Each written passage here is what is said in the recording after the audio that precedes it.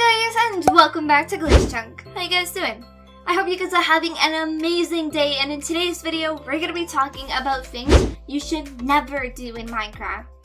But before we do begin with today's topic, make sure to like this video, click that big red subscribe button on our channel, and of course, turn on the notifications so you don't miss out on any of our upcoming videos. Without further ado, let's get right into this one. Getting lost underground.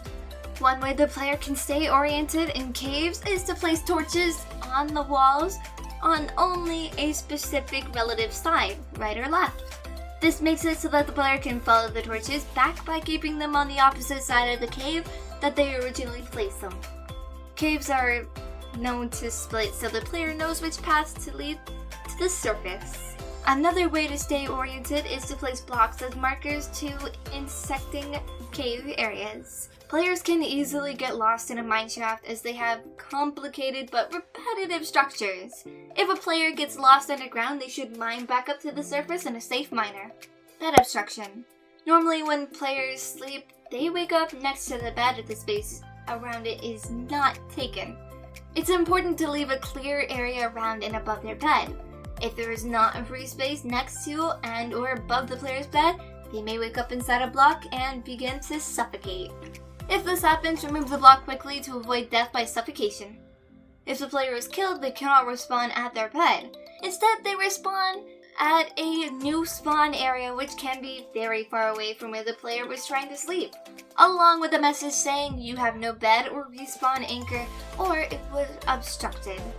Also, avoid placing transparent blocks such as glass around their bed, as the player cannot spawn a transparent block after waking up.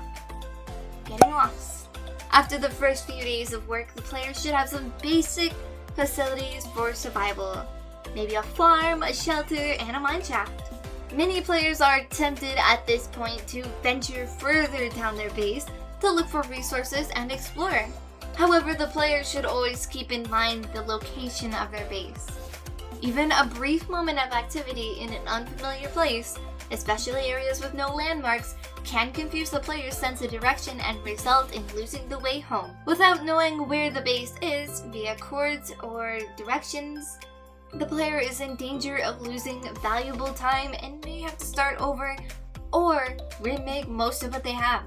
It's also much easier to die trying to get back, either from starvation or getting attacked by hostile mobs. Next, not bringing blocks for mining. There are many risks linked to deep mining operations. Being good simply through having blocks, exactly like cobblestone, dirt, or whatever you can get your hands on, provides material to overcome potential hazards such as lava pools, large cliffs, or even mobs. It's also essential to have logs or wood on hand for crafting. Underground, wood generates only in mineshafts, which are kind of rare. Forgetting essentials.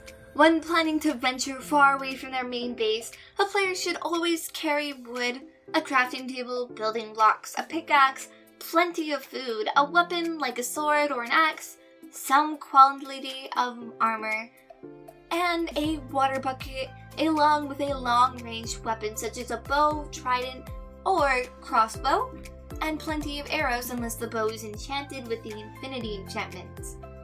Make sure to bring wool for beds to set a new respawn point, and sleep when it gets dark. When a player gets a large distance away from the last bed slept in, then it's likely time to use another one. Don't break the bed after sleeping in it, or else you'll respawn at the world spawn upon death instead of at the bed's location. Arrows. If an arrow is shot directly upwards, it may fall back down and hit the player. Also, the player should not charge at a target immediately after firing an arrow at them, especially if the player is wearing an elytra, as they might collide with the arrow. Death from this method is highly unlikely unless done intentionally. And lastly, running out of food. If the player runs out of food, they must either locate more, otherwise they may risk starving, possibly to death in hard mode. Passive mobs can be hard to find after world generation, especially in biomes where they do not spawn frequently. In another, running out of food is extremely perilous, as the only sources of food are mushrooms to make mushroom stew, which are somewhat rare, and hoglins for pork chops, which are hostile and only spawn in crimson forests. Because of the crimson forests of their hostile inhabitants, trying to find hoglins may end up in death if the player is too low in hunger to heal. But that is all we have for you guys today. Thank you guys so much for watching. If you guys enjoyed the video, then be sure to drop a like and subscribe to the channel if you haven't already for more content like this and much more. We'll see you guys on the next time, and until then, take care. Bye guys!